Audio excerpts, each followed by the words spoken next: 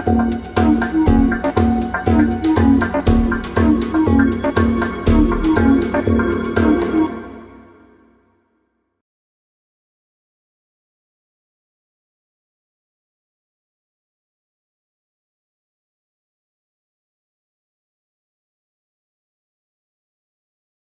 want to just start by just introduce yourself to me as a first person? Okay, so my name is Daly. I'm chairman of the charity Yes to Life, which is helping people in Britain to access complementary and alternative medicine, helping them to build what's called an integrative programme, which is allowing the best of all types of medicine to help them to get as well as possible, as quickly as possible. So I was invited here this weekend to talk about integrative cancer care in the UK. It's a funny subject for a talk because in a way we don't have it, but certainly our charity would like to see it here, and we're working towards that aim. Integrative cancer care is alive and well in some parts of the planet and is doing astonishing things that simply aren't possible in this country, not under one roof anyway. There are clinics, notably in Europe, which are treating people with a combination of orthodox techniques and complementary and alternative medicine that are having extraordinary results. In my talk I talked about the situation in Britain. We have some great practitioners here. We've got some people doing some marvellous work, but you can't get all these things in one place, and so if you want to stay in the UK and do this kind of thing, you have to do it's a DIY job. You have to do what I described as mix and match. You've got to travel around the country to get the various parts of your programme from different experts in different places. This is not ideal, and what's particularly not ideal is that in general the orthodox practitioners, the people in the NHS, won't have a dialogue with the people who are doing the other treatments, and so that piece has to be managed from outside as best as can be. So it's not very integrative at this point, but we certainly need it here because, as everybody knows, cancer in Britain is in an appalling state. We spend 3 times as much money as Poland to get the same result. So in my mind, 2/3 of the money must be being wasted, and it's a very poor situation. And that's from the point of view of both people getting cancer and people dying from cancer. We're in the same state as Poland. So. We definitely need some new initiatives in cancer care in Britain. We need to change those statistics. We need to create a much better situation for people who've got cancer. Yes to Life, our view is that all the ingredients are out there to change the statistics quite radically now. We don't have to find out anything new. There's not new discoveries need to be made. Already in other parts of the planet, they're getting much better results than we are. What needs to change is the mindset of the establishment, which is very narrow in this country, where Britain is notably anti-natural, and I'm talking about the establishment, not the public. The public is very notably pro-natural really in Britain and spends a lot of money on natural medicines, on complementary and alternative therapies, even though they've got a free NHS. So what's needed is a change of heart on the part of what I will call the establishment, which is corporations, the government, and the NHS. So they, up to this point, the NHS I'm very pro the NHS. I think it's a great thing, but it does have its downsides, and probably the biggest downside is the fact that up to now it's worked in the way where we all have to give our money to pay for the NHS, and then it tells us what we can have, and that's it's not democratic medicine really. So that's what needs to change. And there's been over I think 40 years. It was when it was first voiced that actually, well, maybe patients should have a bit of choice about their treatment. That was first mooted about 40 years ago, and we've had decades following that of lots of people talking about patient-centred care, patient choice. These are the buzzwords in government. It's been the NHS has been encouraged to come on. You've got to do this, guys. You've got to do this, and endless numbers of posts created in the NHS of people who've got jobs to do with patient-centred care and patient choice. Very little actually appeared. Over all these decades, real breakthroughs. You could choose to have your chemotherapy at this hospital or this one. fantastic, patient choice. But now on the horizon at last, we have some genuine patient choice coming up next year. And this is the arrival of personal health budgets, something I'm very excited about. It's probably not going to be nearly enough people to get them to start with, but if anybody gets them, I mean, they've already been shown to work. Personal health budgets are where somebody with a chronic ongoing condition has a right to have a budget, and they're assigned a certain amount of money per year, and they suggest how it's going to be spent in order for them to manage their disease best. And they've trialled these already, and the trial said the more money you give people and the more choice you give them, the better they work. Now, it's not going to go down very well in some circles, this, but that's what's come out of it, and it's a government initiative, this, and they're pushing it through. It's going to happen, and so I'm actually really excited about this. I think it's the biggest single thing that's come out of the change in the NHS since day one, basically, and so there's going to be enormous forces to stop that change from happening, because of course the forces that feel like it the way it is, because it's all making lots of money and all working very nicely for the business of healthcare, it's not working nicely for the patients. So there will be a force to stop this happening, and it's up to us as patients to make sure that this choice gets pushed through, that we don't let it get stopped, this is just the beginning. We need to get more choice into healthcare, and we need to make absolutely certain that this first glimmering of democracy in healthcare actually is a seed that we water and it grows and turns into a flood, and eventually people actually do get the care that they need. Fantastic. Just because you're there, you're sat in between kind of like the NHS and the establishment, as you call it. We've defined it. Yeah. And then on the other hand, the naturopaths, the alternative medicines. Yeah. I mean, in your view, is there a forum at the moment, apart from yourselves, like on a level where people are actually talking in government, like a group or anything like that, or is it? Not that I know of, no. So would that be another sort of? It's been completely fragmented, basically. In this country, natural medicine has been fragmented up until now. There's just the first beginnings now. We were very pleased to be involved last year in the setting up of the British Society for Integrative Oncology, which is a forum for anybody interested in helping cancer patients with anything other than orthodox treatment to come together and to create a kind of unified movement for integrative care. I think this is enormously important. It's got to happen. That's part of the reason it's so weak in this country, is because that has never happened before. There are these enormous resources here, but basically people have all been working separately, independently. They don't know what each other are doing. One person's working, developing the same thing as somebody else is somewhere else, and they're not sharing what they're learning.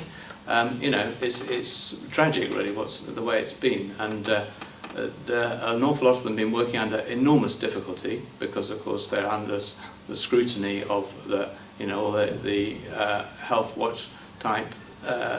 I don't know what the name of the official body is, but is monitoring what they're doing all the time, and it's a very exclusive club, cancer. It's the most exclusive part of medicine, because it's got an act around it that no other part of medicine has, which is actually restricting what can happen within cancer care. So these people are often working under huge scrutiny, and it's extremely difficult. So would you say that basically the movements have been made? What would be the next step, do you think, for people who are either naturopaths or oncologists or anything like that? What would be the next step for them if they wanted to take action on their own personal level? Is there a... Well, I think first of all, I'm very pleased. I think many more practitioners are coming out of the woodwork now and being prepared to work with people with cancer. There's been enormous fear about going anywhere near it because of the legislation. What's evolving is that actually the truth is about complementary alternative medicine for cancer is that very little of what's on offer does actually work in the way that orthodox medicine works, i.e. trying to kill cancer cells. Most of it's involved in making people well so that they can actually deal with the cancer themselves. And so many more people are prepared to come out now and say, well, okay, we're not treating cancer actually, but that doesn't mean to say we're not helping people. We are prepared to help people. I'm a nutritionist, and I'm making this person as well as they can in order that they can get through this cancer and not get it back again afterwards. So that's very encouraging. More people are taking that kind of independent step.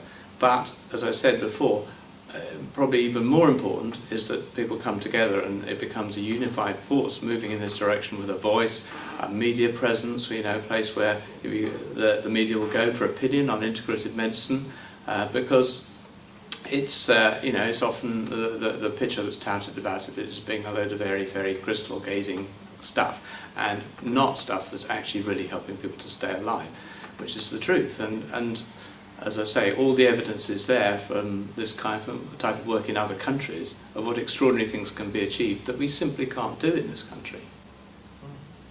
Would you have any experiences that you've had, personal experiences that particularly resonate with that last statement, sort of thing, where you could say, I've met this group? Oh yeah. You mean in terms of what's possible? You mean? Yeah, exactly. Yeah, the possibilities of if we took this integrated approach, something that a person. Well, I take it just as a single person. That's right. Well, I think I had an example in my talk, which I actually is somebody I know quite well. Young lady. She was stage 4 breast cancer. She had metastasized breast cancer, which meant that she had bone tumours in many ribs, all the way down her spine, in her pelvis, and in her liver, and she could barely walk. And from a UK perspective, this is a terminal patient. This is a patient that they're going to give palliative care to, so it doesn't hurt too much, but they're going to die quite soon. She was lucky enough to be able to pull together the resources to go to Germany, to go to a proper integrative treatment, integrative clinic, and there she had proper integrative treatment, which consisted of low-dose chemotherapy, which far less damaging than normal dosage of chemotherapy, which was the effect of the chemotherapy was brought up to the same level as higher dose chemotherapy by additional treatments at the same time. These are non-toxic treatments applied at the same time. She was also given a huge amount of supportive treatment that enabled her to go through this without her immune system being smashed to bits, and a very broad spectrum treatment. Now, she had 6 visits there over 6 months, and during that period she was able to bring down all her markers to the stage where now she's living a healthy life. She's completely fit, feels completely well. She's able to carry on looking after her son. She had a lot of reasons to live, and so she found a way of getting this treatment, and who knows how long she'll live, I don't know, but at this point she's very well and it's looking very good. So she's not doing nothing, of course. There's no way she can be complacent. She has to have ongoing maintenance treatment, but all the maintenance treatment is entirely health-giving, positive. It's not damaging in any way. So the prospects are good that she's got a good time ahead of her, and that's incredibly valuable to her. Well, that's fantastic, and that's the sort of thing from a human perspective we all like to hear, sort of thing.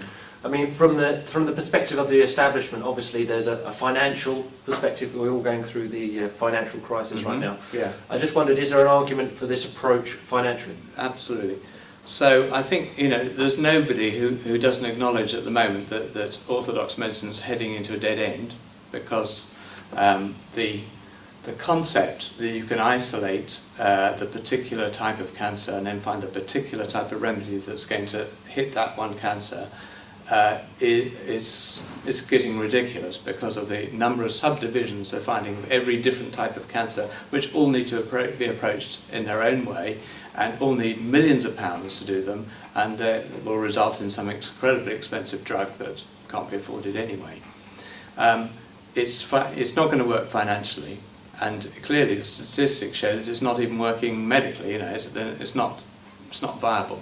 So the difference between an integrative approach and this orthodox cell-killing approach is that it might include cell killing, because anybody could be in a crisis situation where they've got too much cancer and it needs to be dealt with now, not going to die.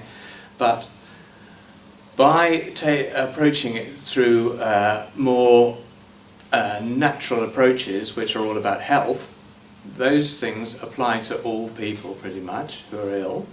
There's no downsides to them, so they're applicable to all people. Whilst nobody would say they were cheap if they have to pay for them out of their own pocket, which they do, of course, because it's all private medicine. Compared with orthodox treatment, it's cheap. It's really cheap.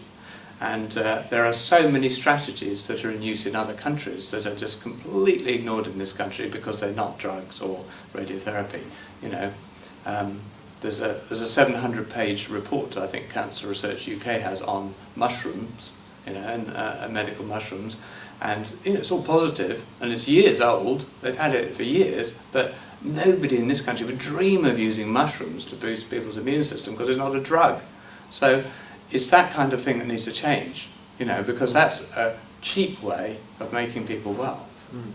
So there seems to be a commercial aspect, which in a sense is out of balance with the health aspect, seems to be what's coming through here. Yeah. I mean, what could you say about, I mean, I don't want to put you on the spot and you don't say anything you don't want to say, obviously, but what could you say about the financial aspect of how the industry, if you like it, needs to change in a way? I mean, what are the mechanisms that are in place that sort of allow us, in a sense, to kind of create this health system which actually doesn't cognitively make any sense? It's costing us loads of money, it's not being effective.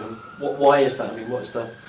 Well, my view of how health is being run in this country is business orientated fundamentally, because the most powerful factor here is business, and business has obviously got lashings of money, as everybody knows, and that money is used to influence the two other powers, the government and medicine.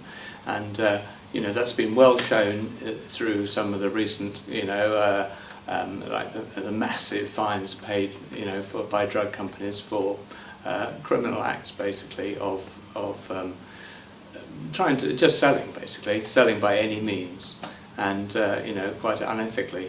And that has nothing to do with people's health or well-being at all. Basically, obviously the interests of a corporation are not the interests of the individuals.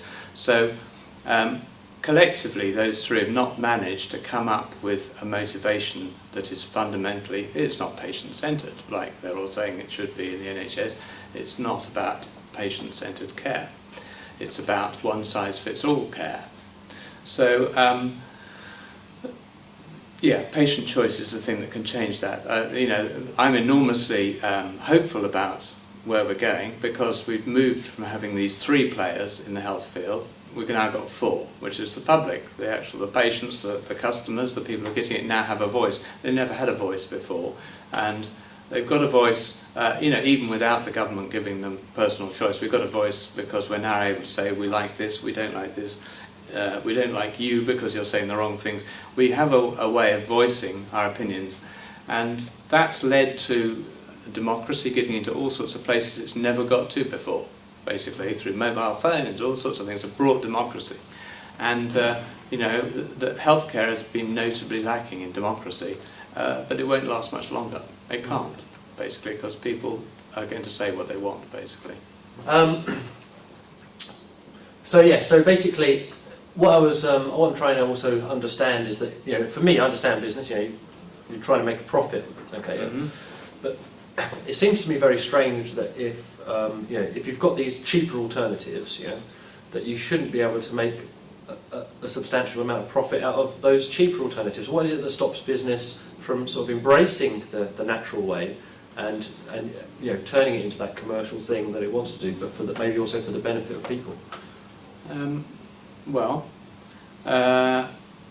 There isn't anything stopping that in some ways, and plenty of businesses are doing that. There are businesses making natural products, obviously, but the pharmaceuticals that are creating products that are enormously expensive with patents on them that enable them to charge what they like, basically, means that they are making huge amounts of money, and nothing's going to compare with that.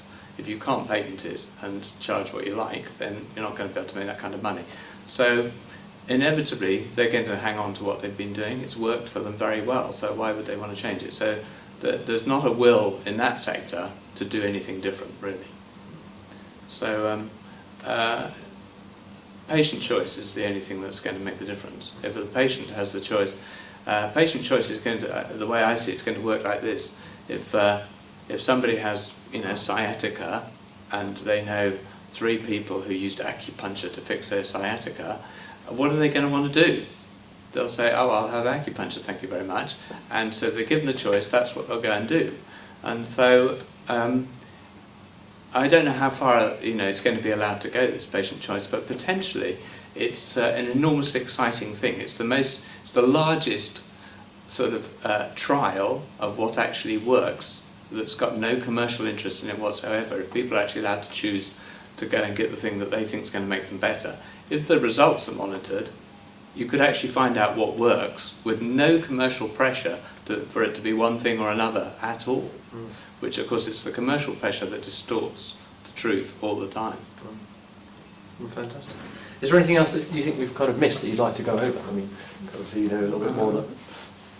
I don't know, that's fine. I mean, because I think what's quite good for me is to try and capture, because not necessarily inside the profession, but a little bit more removed, and sort of like to capture that kind of, because obviously when you mentioned there about the patenting, I thought that's something that's actually quite key in all this, really, isn't it? Oh yeah, it is. Yeah, it's very key. Because ownership of a drug and things like that, and everything like that is a very different model to ownership of a set of skills by a human being to diagnose to. Yeah. So I think we've covered pretty much the. Yeah, I think it's okay. I don't feel I've necessarily got tons more to say about it. So yeah, that's it. Yeah, I mean, it's just nice to sort of touch on that. Because then that leads. Because why a reason is we actually do have a number of other avenues where that leads off into something else. And if people are interested in that, they can spawn off.